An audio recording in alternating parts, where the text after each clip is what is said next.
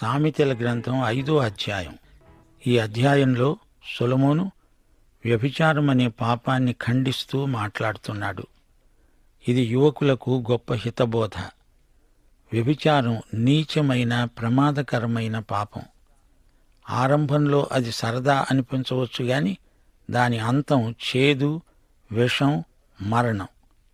ఇప్పుడు వివరాలు వినండి. నా కుమారుడా, నా జ్ఞానోపదేశాన్ని ఆలకించు, వివేకము గల నా బోధకు చెవియొగ్గు.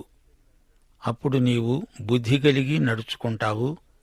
తెలివిని బట్టి నీ పెదవులు మాట్లాడతాయి. జారస్త్రీ పెదవుల నుండి తేనె కారుతుంది. వ్యభిచారిణి పెదవులు తేనె ఒలికిస్తాయి. దాని నోటి మాటలు మెత్తగా ఉంటాయి, నునుపుగా మృదువుగా ఉంటాయి. ఆమె వ్యభిచారిణి, అన్యురాలు, వేశ్య. ఇశ్రాయేలు జాతిలో వేశ్యలు ఉండడానికి వీల్లేదు. రాను రాను ప్రజలు ధర్మశాస్త్రము నుండి తొలగిపోయి వారిలో కొందరు వేశ్యలయ్యారు. వేశ్యలు దేవునికి భయపడరు. వారెవరైనా వారిని అన్యులుగానే పరిగణించటం జరిగింది. 4వ వచనం.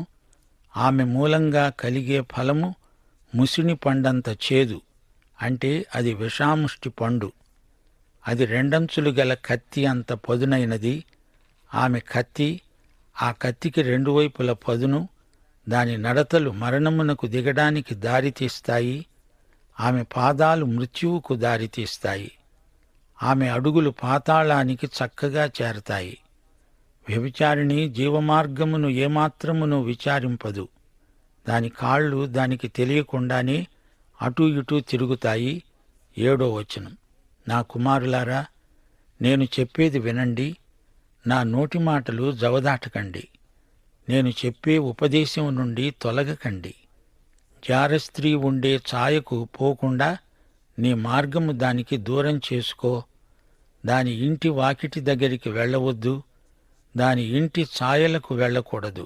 వెళ్ళితే పరులకు నీ యవ్వన బలాన్ని, క్రూరులకు నీ జీవితకాలాన్ని ఇచ్చివేసిన వాడివవుతావు.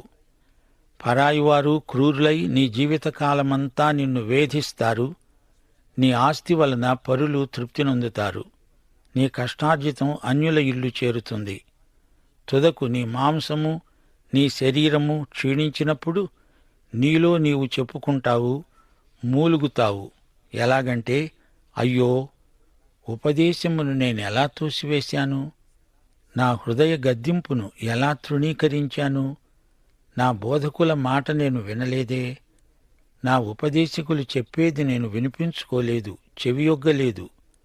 నేను సమాజ సంఘముల మధ్య ఉండినా ప్రతి విధమైన దౌష్ట్యమునకు లోబడడానికి కొంచెమే ఎడమైంది. ఈ విధంగా నీవు తలపోస్తావు. ఇక్కడ యువకునికి ఇవ్వబడిన జ్ఞానోపదేశం ఎంతో ప్రాముఖ్యమైనది. లైంగిక పాపం వల్ల సంక్రమించిన రోగాల ద్వారా భయంకరమైన వ్యాధులకు గురై ఎందరో యువకులు తమ జీవితాన్ని చేజేతుల పాడు చేసుకుంటున్నారు. తుదకు పశ్చాత్తాపపడతారు, ఏడుస్తారు, మూలుగుతారు, అఘోరిస్తారు. ఇప్పుడు వైవాహిక వ్యవస్థలోని అందాన్ని, ఆరోగ్యాన్ని రచయిత ఎత్తి చూపుతున్నాడు. 15వ వచనం.